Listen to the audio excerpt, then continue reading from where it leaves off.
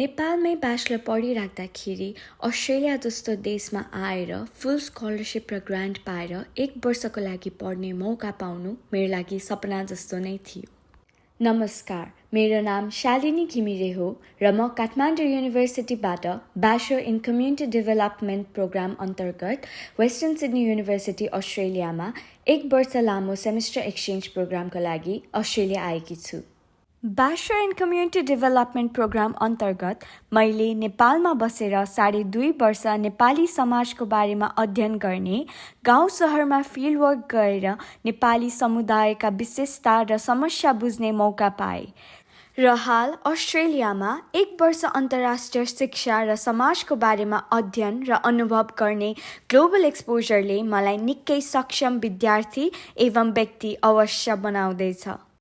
+2 दिएपछि like every other youth मलाई चाहिँ एकदम बाहिर जानु मन थियो अनि बाहिर गएर चाहिँ आफ्नो लागि एउटा बेस्ट एजुकेसन पाउँछु भन्ने थियो। तर अनफर्चुनेटली मेरो फ्यामिलीले चाहिँ बाहिर गयो भने तिमी चाहिँ पढाइमा भन्दा बेसी अरू कुरामा लाइक आफ्नो ट्युसन फिस जोड्नमा ध्यान दिन्छौ भनेर भनेपछि म चाहिँ नेपालमै पढ्न बाध्य भएँ। नेपालमा पढ्नको लागि मलाई still I wanted the best for myself. त्यही भएर मैले चाहिँ नेपालमा कुन युनिभर्सिटी बेस्ट छ भनेर सानैदेखि थाहा थियो कि त्यो काठमाडौँ युनिभर्सिटी हो भनेर। तर काठमाडौँ युनिभर्सिटीभित्र पनि कुन कोर्स चाहिँ राम्रो छ जुन चाहिँ मलाई सुट हुन्छ भनेर चाहिँ मलाई थाहा थिएन। जब मैले काठमाडौँ युनिभर्सिटी स्कुल अफ आर्ट्सको वेबसाइट हेरेँ त्यहाँ चाहिँ मैले ब्याचलर इन कम्युनिटी डेभलपमेन्ट भन्ने एउटा प्रोग्राम देखेँ।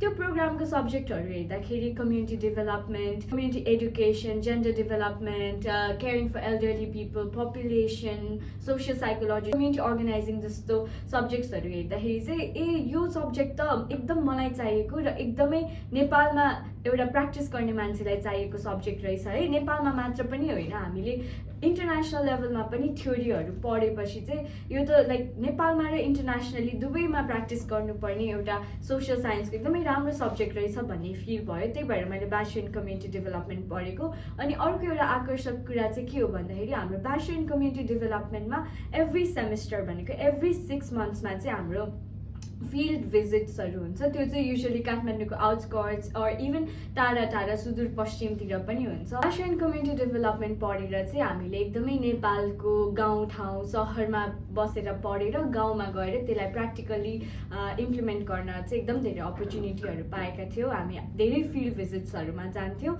त्यस साथसाथै नेपालमा मात्रै नरहेर इन्टरनेसनली पनि हामीले अपर्च्युनिटी पायौँ यो सेमेस्टर एक्सचेन्ज प्रोग्राममा आउनको लागि।